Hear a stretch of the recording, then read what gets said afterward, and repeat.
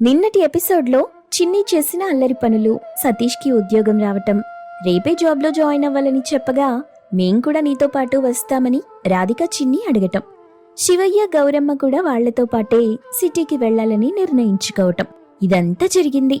ఇక సిటీలో వాళ్ల జీవనం ఎలా ఉండబోతుందని ఈ ఎపిసోడ్లో చూద్దాం. అందరూ సతీష్ కోసం ఆఫీస్ వాళ్ళిచ్చిన ఫ్లాట్కి చేరుకున్నారు. అమ్మా, నాన్న, నాకు ఆఫీస్కి టైం అవుతుంది. ఫస్ట్ డేనే లేట్గా వెళ్తే బాగుండదు. ఇక ఇంటి సంగతి మీరు చూసుకోండి. నేను సాయంత్రం వచ్చి మీతో జాయిన్ అవుతాను. జాగ్రత్తగా వెళ్ళిరా నాన్న. అవునరా, ఇప్పుడు వచ్చిన బిల్డింగులో కిందికి ఎలా వెళ్లాలో దారి గుర్తుందా? అదేదో పెట్టెలో పెట్టి పైకి తీసుకొచ్చారు. బయటకు వచ్చాక కడుపులో తిప్పేసిందనుకో. నువ్వు వెళ్ళి వాడికి దారి చూపించిరావే. బాగానే ఉంది సంబరం. నాకే అర్థమయ్యుంటే వాడికి దారి తెలుసా అని ఎందుకు అడుగుతాను? అయినా అద్దల పెట్టెలోకి మళ్ళీ వెళ్ళను బాబు. అది ఎక్కితే ఏదో అల్లావుద్దీన్ అద్భుత దీపం జగ్గులోకి వెళ్ళినట్టుంది. నాకు ఊపిరాడట్లేదు బాబు. ఇక నేను మెట్ల మీద నుండే కిందికి పైకి తిరుగుతా. అమ్మా, దాని లిఫ్ట్ అంటారు.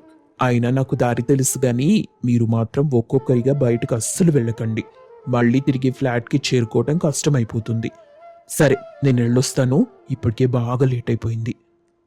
ఆ మంచిది బాబు, వెళ్ళిరా. మొదటి రోజే ఆఫీస్కి లేట్గా వెళ్తే మళ్ళీ గోడ కుర్చీ వేయిస్తారేమో. నాన్న, అదేం స్కూల్ కాదు గోడ కుర్చీ వేయించడానికి. అన్నయ్య, సాయంత్రం తొందరగా వచ్చేసాయి, అలా బయటికి వెళ్దాం. సరే అని సతీష్ ఆఫీస్కి వెళ్ళిపోయాడు. తర్వాత అందరూ ఇంటి బాల్కనీలో నుండి బయటికి చూస్తున్నారు. అయ్య బాబోయ్, ఏంటిది? సిటీ అంటే ఇలా ఉంటుందా? అన్ని పెద్ద పెద్ద బిల్డింగులు, పెద్ద పెద్ద కార్లు, రకరకాల మనుషులు. చాలా వింతగా ఉంది ప్రపంచం. అవును చిన్ని, ఏదో మాయాలోకంలోకి వచ్చినట్టుంది కదా. మనూళ్ళో పొలాలు తోటలు తప్ప ఇలా ఒక్క బిల్డింగు లేదు. ఇలా ఉంటే పట్నం బతుకులు ఖరీదు కాకపోతే మరెలా ఉంటాయి? ఏదైనా మన పల్లెటూరితో సమానంగా అదే. ఓ 10 రూపాయలున్నా లేకపోయినా పొలం గట్ల మీద దొరికే ఏ ఆకుకూరో తెచ్చుకొని కూర వండుకున్నా సరిపోతుంది. అది కాకపోతే అన్నంలో ఇంత పచ్చడి వేసుకున్నా కడుపు నింపుకోవచ్చు. ఆకాశానికి దగ్గర ఎత్తులో ఉన్న కొంచెం కూడా గాలి రావట్లేదు. మన మట్టి వాసన అస్సలు తగలట్లేదు. అబ్బా, అలా ఏం కాదులే నాన్న. ఈ సిటీ కూడా చాలా బాగుంది. ఇక్కడ మనుషులు చూడు ఎంత అందంగా తెల్లగా ఉన్నారో. అవునక్క, నాకు ఒక అనుమానం వచ్చింది. ఈ బిల్డింగులు ఇంత హైట్లో ఉన్నాయి కదా, వీటిని ఎలా కట్టుంటారు? నాకు తెలిసినంత వరకు ముందు పడుకోబెట్టి కట్టేసిన తర్వాత నిలబెట్టుంటారు. నీ బొందే, నువ్వు చెప్పింది నిజం కాదు. ఇప్పుడు నేను చెప్తాను చూడండి. మన ఊళ్ళో ఉట్టి కొట్టాలంటే ఏం చేస్తారు? ఒకరి మీద ఒకరెక్కి చివరిదాకా చేరుకొని కర్రతో ఉట్టి కొడతారమ్మా. అలాగే ఒకరి మీద ఒకరు ఎక్కి ఈ బిల్డింగు కట్టుంటారు. అమ్మా, నీకెన్ని విషయాలు తెలుసో. నువ్వు చెప్తుంటే నిజమే అనిపిస్తుంది. మరేమనుకుంటున్నావే? మీ అమ్మంటే ఆ మాత్రం తెలివితేటలు లేకుండానే ఈ పట్నం దాకా వచ్చాననుకుంటున్నావా? ఏమే గౌరీ, ఈ తెలివితేటలు పెట్టుకుని సంసారాన్ని ఇన్నేళ్ళెలా లాక్కొచ్చావే? నువ్వు మామూలు దానివి కాదే. ఇన్నేళ్ళు మిమ్మల్ని పట్నం ఎందుకు తీసుకురాలేదా అని ఇప్పుడు బాధపడుతున్నా నేను. అవును నాన్న, అమ్మ చేపల కూరలో చేపతలని బాగా తిని తిని బ్రెయిన్ మొత్తం తనొక్కతే తీసుకుంది. అందుకే అమ్మకి ఇన్ని తెలివితేటలు. అవునమ్మా, మీ అమ్మకి అందరి బ్రెయిన్ తినటం బాగా అలవాటైపోయింది. ఇన్ని తెలివితేటలు వచ్చాయి అందుకే. చాలేదురు, పిల్లల ముందు ఏంటో పొగడతలు. ఇవాళే కదా మొదలైంది. ఇప్పటి నుండి ఈ సిటీ గుట్ట అంతా రోజొకటి బయట పెడతాను. వద్దమ్మా గౌరమ్మ, ఈ శివుడే నిన్ను వేడుకుంటున్నాడు. దయచేసి ఎటువంటి సమయంలో కూడా నీ తెలివి మాత్రం బయటకు రానివ్వకు. ఏంటండి అలా అంటారు? ఇప్పుడు నేనేమైనా తప్పు చెప్పానా ఏంటి? బిల్డింగులు కట్టాలంటే అంతకు మించి కట్టగలిగే ఉపాయం ఉంటే చెప్పండి చూద్దాం. ఆడవాళ్లు చెప్పింది తప్పని చెప్పే ధైర్యం ఇంకా మగాళ్ళకి రాలేదే. గాంధీ గారు ఆడవాళ్లు అర్ధరాత్రి తిరిగితేనే స్వాతంత్ర్యం అన్నారు. కాని మగాళ్ళు నోరు తెరిస్తే బానిసత్వం అని చెప్పటం మర్చిపోయారు. చెప్పేవాళ్లు లేకపోయినా ఏదో మా మగవాళ్ళందరం అనుభవంతో నేర్చుకున్నామంతే. నువ్వు చెప్పింది ఒక్కటి కూడా అర్థం కాలేదు నాన్న. అమ్మా, కనీసం నీకన్నా అర్థమైందా? అది అర్థమైతే ఏమవుతుందో నాకు మాత్రమే తెలుసమ్మా. అవును, మీ అందరికీ ఒక అనుమానం కూడా రావట్లేదా? దేని గురించి చిన్ని? అప్పటి నుండి ఇళ్ల మధ్యలో నుండి 5 నిమిషాలకు ఒక ట్రైన్ వెళ్తూ ఉంది. దాని మీద మీకు ఏం అనుమానం రావట్లేదా? ఇంతకీ నీకొచ్చిన అనుమానం ఏంటి చిన్ని? ఏం లేదక్కా, ఆ ట్రైన్లన్నీ అలా మధ్యలో నుండి వెళ్ళిపోతుంటే పొరపాటున డ్రైవర్ నిద్రపోతే ఏదైనా ఇంట్లోకి ఆ ట్రైన్ తీసుకెళ్తే ఎలా? నేను అప్పటి నుండి చూస్తున్నా చిన్ని, ఆ ట్రైన్లన్నీ అలా వెళ్తూనే ఉన్నాయి. ఒకవేళ ఈ సిటీ వాళ్ళకి బయటికెళ్ళెక్కే టైం లేక అన్నయ్య క్యాబ్ని ఇంటికి పిలిపించుకుంటున్నట్టు ట్రైన్ని ఇంటి దాకా వచ్చేలా చేసుకున్నారేమో మరి. ఎందుకంటే ఈ సిటీ వాళ్ళకి అస్సలు టైం ఉండదుగా. ఏవే రాధిక, నాకే అనుకున్నా నీకు నన్ను మించిన తెలివితేటలున్నాయే. మరెంతైనా నీ కూతుర్ని కదమ్మా. ఈ ముచ్చట్లతో ఇలాగే కాలం గడుపుతారా? ఇంటినేమైనా శుభ్రం చేసి సామాన్లు సర్దుతారా? అయ్యో నామతి మండ, ఇంకాదో పని మిగిలింది కదూ. మీ తెలివితేటల కార్యక్రమాన్ని కొంచెం పక్కకు పెడితే అందరం కలిసి ఇల్లు సర్దుదాం పదండి. అలా అందరూ కలిసి ఇల్లు సర్ది రిలాక్స్ అవుతుండగా, అక్క నువ్విక్కడ ఇంకో వింత చూడ్డం వదిలేశావు. ఇప్పటికీ అన్ని పనులు చేసి బాగా అలసిపోయాను చిన్ని. ఇంకా ఏదైనా ఉంటే రేపు చూసుకుందాంలే. అది కాదక్కా, మన ఇంటిపై నుండి విమానాలు వెళ్తున్నాయి. ఏంటి విమానాలే? అయితే పదండి, నేను కూడా వస్తాను, చూసొద్దాం. అబ్బాయి చెప్పాడు కదా ఎవరు ఎక్కడికి వెళ్ళొద్దని. అబ్బా నాన్న, మేం ముగ్గురం కలిసే కదా వెళ్తున్నాం. మళ్ళీ తిరిగి జాగ్రత్తగా వస్తానులే. వద్దమ్మా, ఈ ప్రదేశం కొత్తగా ఉంది. ఇప్పుడు మీరు కిందికి వెళ్తే తిరిగి రావటం కష్టమవుతుంది. ఏం కాదులే నాన్నా, నాకన్నీ తెలుసు. వీళ్ళని జాగ్రత్తగా తీసుకొస్తాను. ఇదిగో చూడండి, కావాలంటే మీరు కూడా మాతో పాటే రండి, లేకపోతే ఇంట్లో కూర్చోండి. అంతేగాని పిల్లల సంతోషాన్ని ఎందుకు ఆపుతారు? పాపం వాళ్ళెన్నో సంవత్సరాల తరువాత సిటీకొచ్చారు. అన్నీ తిరిగి చూడనివ్వండి. ప్రయాణం చేసి అలసిపోయాను గౌరీ, నా కోపిక లేదు. మీరెళ్ళి రండి, కానీ ఈ బిల్డింగు కిందికే వెళ్ళండి, ఇక ఎక్కడికి వెళ్ళొద్దు. అదంతా నేను చూసుకుంటాను నాన్న, మీరు హాయిగా రెస్ట్ తీసుకోండి. శివయ్య ఎంత చెప్పినా వినకుండా అందరూ కలిసి కిందికెళ్లారు. అరే అక్క, ఈ కింద ఈ లైట్ల వెలుతురు చూసావా? ఎంత అందంగా ఉందో ఈ సిటీ. అవునే, మన ఊళ్ళో జాతరకి దీపావళి పండక్కి కూడా ఇన్ని లైట్లు చూడం. ఎంత బాగుందో కదా. అందుకేనమ్మా నేను ఈ సిటీని ఇంత ఇష్టపడ్డాను. ఎప్పటికైనా ఏదో ఒక పని చూసుకొని ఈ సిటీలోనే సెటిల్ అవ్వాలి. కానీ ఇక్కడెవ్వరూ బయట కనిపించరేంటే? ఎవరి ఇంటి తలుపు చూసినా ఎప్పుడూ మూసే ఉంటుంది. పైగా ఒక్క ఇంటి ముందు కూడా గడపకి పసుపు రాసి ముగ్గు పెట్టిందే లేదు. వీళ్లలో ఒక్కరైనా మన పల్లెటూళ్ళలో వచ్చి ఉండాలని కోరుకునే వాళ్ళు ఉంటారా? సిటీ వాళ్ళు మనలాగా ఉండరమ్మా. ఏమోనే, ఇక్కడ ఒక్క రోజుకే ఏం చెయ్యాలన్నది అర్థమే కాకుండా ఉంది. అదే మన ఊళ్ళో అయితే పక్కింటోళ్ళు పొరుగింటోళ్ళు కలిసి మాట ముచ్చడా చెప్పుకుంటూ ఎంత ఆనందంగా ఉంటాం.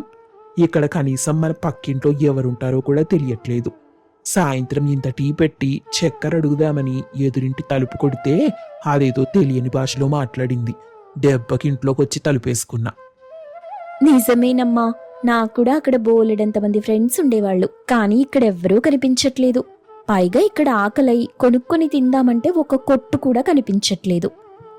అందుకేనే దూరపు కొండలు నునుపు అంటారు. అమ్మా, ఎలాగో ఇక్కడి దాకా వచ్చాం కదా, అలా రోడ్డు మీదకెళ్ళి అన్నీ చూసొద్దామా? చూడే, మనం ఇప్పుడే ఇక్కడి దాకా వచ్చాం. మళ్ళీ ఇంటికెళ్ళడానికి దారి కూడా తెలీదు. ఇంకా ఎక్కువ దూరం అవసరం లేదు. పదండి, అన్నయ్య వచ్చే టైం అయింది, ఇంటికెళ్దాం. ఇంతకీ దారి గుర్తుందిగా?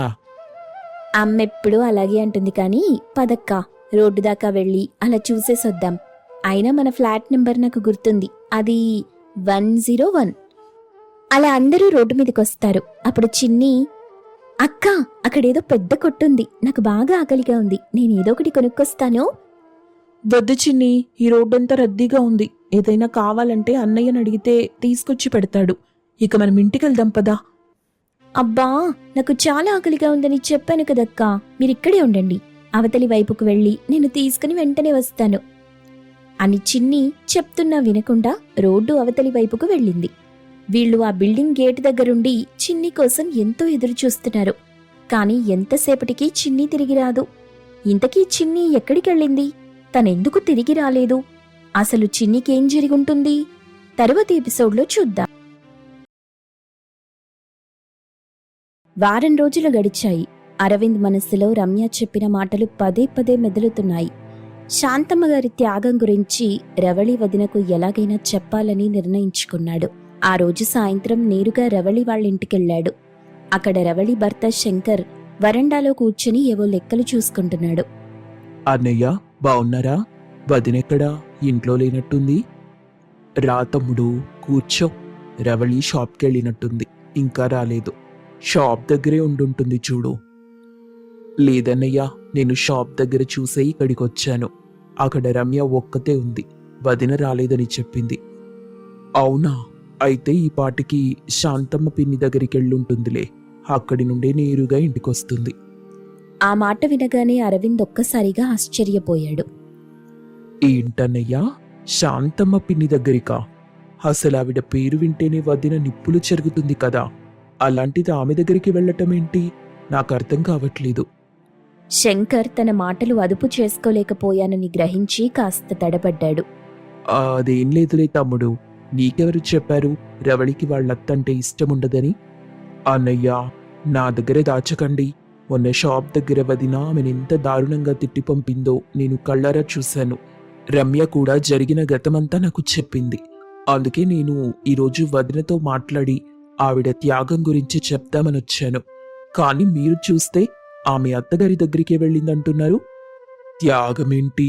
అసలు నువ్వేం మాట్లాడుతున్నావు? నాకు అర్థం కావట్లేదు. ఆ అత్త కోడళ్ల మధ్య పూర్తిగా ఏం జరిగిందో మీకు తెలియదనుకుంటానన్నయ్యా.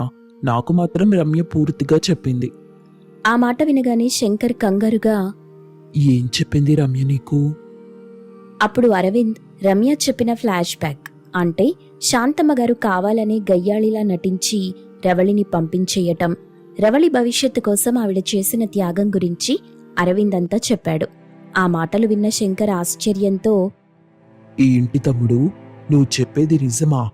అయితే తను ప్రతి నెలా కూడా మొదటి వారంలో ఒక్కరోజైనా ఖచ్చితంగా శాంతమ్మ పిన్ని దగ్గరికి వెళ్ళొస్తుంది. మరి నువ్వు చెప్పేదాన్ని బట్టి చూస్తే అంతా అయోమయంగా ఉంది. తనిప్పుడెక్కడికెళ్ళినట్టు? ప్రతి నెల ఎక్కడికి వెళ్తున్నట్టు? తనొస్తుంది కదా, వచ్చిన తరువాత ఆ విషయం గురించి మాట్లాడదాం అని శంకర్ అనడంతో అరవింద్ సరేనని రవళి రాక కోసం ఎదురు చూస్తూ అక్కడే ఉండిపోయాడు. కొంత సమయం తరువాత రవళి అక్కడికొచ్చింది. ఎదురుగా మరది అరవింద్ని చూసి పలకరిస్తుంది. ఎక్కడికెళ్ళావు రవళి? ఆ మాట వినగానే రవళి మనసులో భయం మొదలైంది. ఇప్పుడు శాంతమ్మ అత్త దగ్గరికి వెళ్ళనని చెప్తే ఈయనేమంటాడో. మొన్న నేనంత గట్టిగా తిట్టి పంపించింది మరిదిగారు చూశారు. ఆయనేమనుకుంటారో. అసలేం చెయ్యాలిప్పుడు అని ఆలోచనలో పడింది.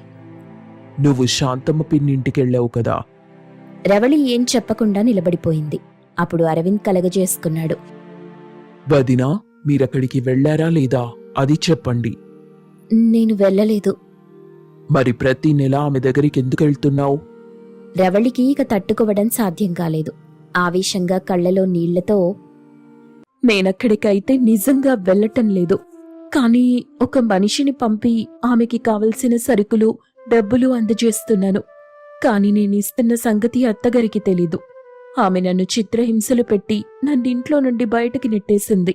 కాని ఆమె మా మేనత్త. తనకి నేను తప్ప ఎవ్వరూ లేరు. సాయం చేస్తున్నానందుకే. ఇందులో నేనే తప్పు చేయటం లేదు. దయచేసి నన్ను వదిలేయండి. ఈ విషయం ఇంతటితో వదిలేస్తే అందరికీ మంచిది అని కోపంగా అక్కడి నుండి వెళ్ళిపోతుంటే, వదినా, నీ మంచి మనసేంటో నాకు అర్థమైంది. కానీ శాంతమ్మ పిన్ని మనసు కూడా నీకు అర్థం కావాలి కదా అంటూ రమ్య చెప్పిన నిజాలన్నీ, శాంతమ్మ గారు తనని కావాలని పంపించారని, రెండవ పెళ్లి కోసం తను చెడ్డదానిలా నటించిందని చెప్పాడు. రవళి ఆశ్చర్యంతో నోరెళ్లబెట్టింది. నువ్వు చెప్పేది నిజమా అరవింద్? నిజమొదినా. మీ అత్తగారు చాలా మంచిది.